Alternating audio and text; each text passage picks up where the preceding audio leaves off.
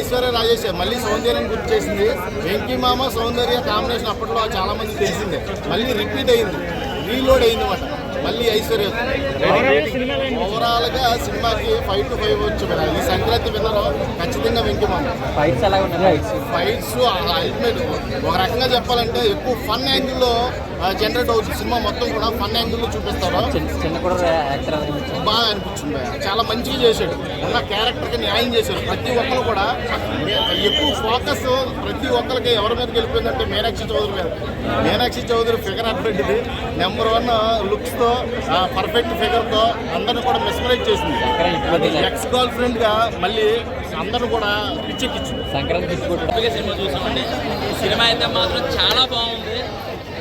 ప్రతి ఒక్క మగాడికి కూడా ఒక ఎక్స్ గర్ల్ ఫ్రెండ్ ఉంటుంది, కానీ పెళ్ళయ్యాక పెళ్ళానికి చెప్పుకుంటే ఆడు బతుకు బస్ స్టాండ్ అయిపోద్ది.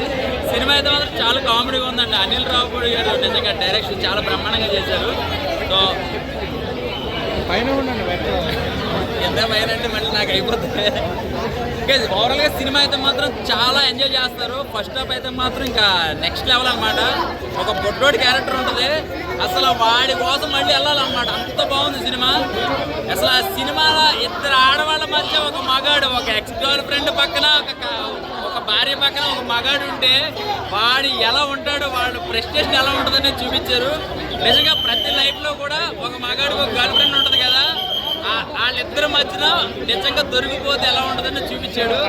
అది సినిమా అంతా కూడా ఒక లైన్ కాకుండా ఒక గురువు కోసం కానీ, ఒక ఎమోషనల్ కానీ, ఒక సంక్రాంతి కోసం కానీ అన్నీ కూడా చాలా బ్రహ్మాండంగా ఉంది సినిమా చూస్తే.